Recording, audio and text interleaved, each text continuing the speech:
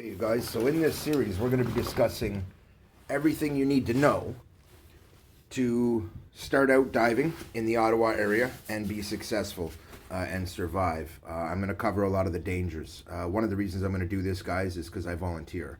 I volunteer to remove bodies. Last year I started a salvage company called Fearless Salvage. Unfortunately, we started 2 weeks into COVID, not really thinking that it would last, and unfortunately it's turned into this. And so obviously I have a responsibility to my employees to keep them safe, and this is a big part of that. So this way they can come and watch my YouTube series and all future employees of Fearless Salvage will be able to see this. So I'm also going to put this up on my YouTube channel for other people, hoping that it helps some of you guys out there who are interested in the hobby and want to dive. I'm going to cover what you need to do, what you not need to do from start to finish. I did a quick video on your tanks, and that's just a quick how to check them. If anything's wrong with your tanks, you got to take them into a professional, get them certified. If they're old, they'll re-certify that they hold their pressure and that the seals are good and all that stuff. Anyway, so here's the basics. You've got what looks here like a regulator. Now this is not your typical regulator. You can see it's got a couple of things here. It's got a fitting, okay? And I just want to be able to show you that this is actually a fitting, okay? And there's a reason you have all these made components, okay? And most people look at this and they're like, man, what the hell is this? Okay, so here's the drill, guys. Then it also, you have, before I get into that, you also have this, okay? So you got the pull handle. A lot of people think they're gonna use this. You don't really use this. This is the emergency dump all the air out. If you want to control your air very more precisely, you can use one of these two valves, okay? So here's what we're gonna do. This one, as you can see, has a fitting here around it, and you can put on an attachment here, okay? But we're not gonna go into that one right now. We're just gonna cover the basics. So you hold the lever,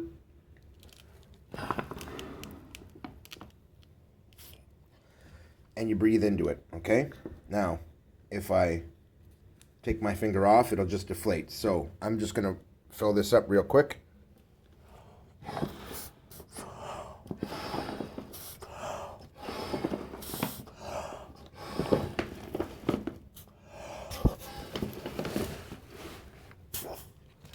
Okay, so what you're gonna do is you're gonna fill your vest to full, guys.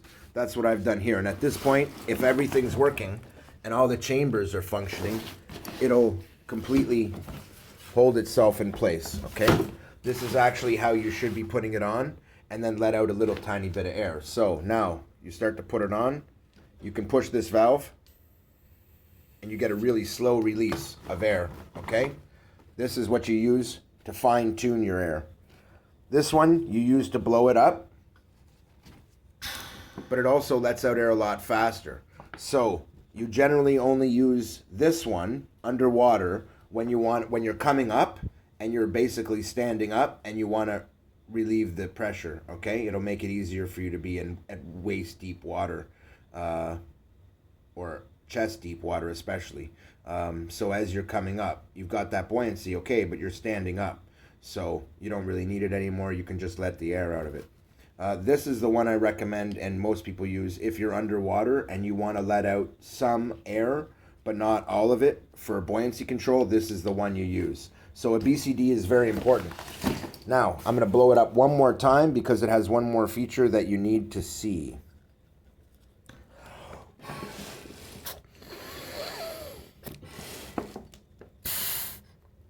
All right, guys. So now that it's filled again, absolutely filled again, we're gonna take this, and this is the emergency release I talked about. You can hear the quickness of the release there, and this has pretty much drained this whole vest almost completely. Now this is good because it takes you from maximum buoyancy to minimum buoyancy very, very quickly. And for some people, this is actually enough buoyancy. They don't really need weights.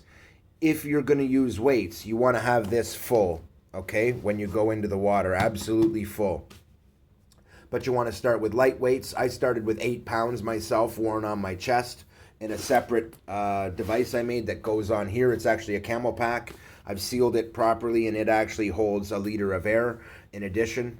So it gives me extra buoyancy on top of this. So sometimes when I use that setup, that pack is actually separately buoyanced because it's full of tools. And so I need it to have buoyancy to compensate for its own weight so that it is neutrally buoyant, guys. Neutrally buoyant means I can go down to the bottom, stop, and hover this high off the bottom and just swim.